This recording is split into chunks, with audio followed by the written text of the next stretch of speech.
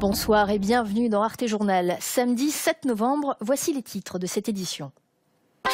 Poignée de main historique à Singapour. Les dirigeants chinois et taïwanais établissent le contact après 66 ans de guerre froide.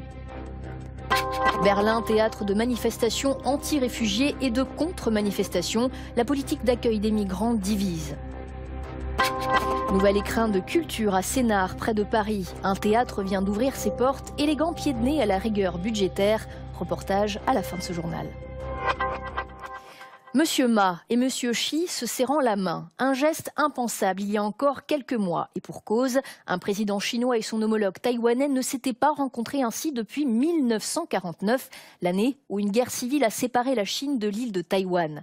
Les frères ennemis refusent toujours de reconnaître leur légitimité réciproque. Autre moment historique à Moscou. Sur la place rouge, des milliers de soldats ont commémoré la parade militaire du 7 novembre 1941, symbole de la volonté des... Berlin, qui cet après-midi a plutôt été prise d'assaut par des manifestants anti-réfugiés. Le parti populiste AfD, d'abord anti-euro, s'est spécialisé dans la distribution de cartons rouges à Angela Merkel pour sa politique d'accueil des migrants. Leur slogan, l'asile a des limites. Face à l'AfD, plusieurs centaines de contre-manifestants. Des accrochages ont eu lieu avec la police. Le récit, Franck Dur.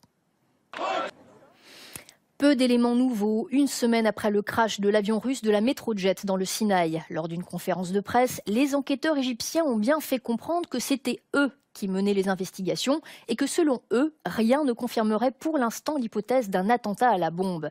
Un nouveau désastre pour le secteur du tourisme à bout de souffle. En Syrie, des raids ont fait 23 morts dans la ville de Douma, à l'est de Damas. Parmi les victimes, la lutte contre le terrorisme sera l'un des grands sujets du prochain G20 à Antalya. À une semaine de l'arrivée des principaux dirigeants de la planète, les autorités turques traquent les djihadistes et multiplient les arrestations. Face à la misère et au chômage, de nombreux jeunes sont tentés de rejoindre les rangs du groupe État islamique. Dans la ville d'Adiyaman, dans le sud-est de la Turquie, ils sont déjà une centaine à avoir rallié l'organisation terroriste. Parmi eux, les auteurs de l'attentat meurtrier d'Ankara le 10 octobre. Reportage de Fred Toussaint et Mathieu Butch. Et puis d'autres nouvelles du monde en bref, signé Marina Mekawi. C'est un heureux événement, la naissance d'un théâtre, celui de Sénart en région parisienne. Presque une gageure en ces temps de rigueur budgétaire imposée au secteur du spectacle vivant. Sénart est une ville nouvelle, une jeune agglomération de 120 000 habitants en pleine expansion. Il lui fallait une scène à la mesure de ses ambitions, avec 2 salles de spectacle et une offre culturelle mêlant joyeusement opéra, musique pop et théâtre. Hier soir, la toute première saison du théâtre Sénart a démarré. Sur les planches, la pièce de Johan Bourgeois, Celui qui tombe, et parmi les spectateurs, Frédéric Cantu et Christian Mignard.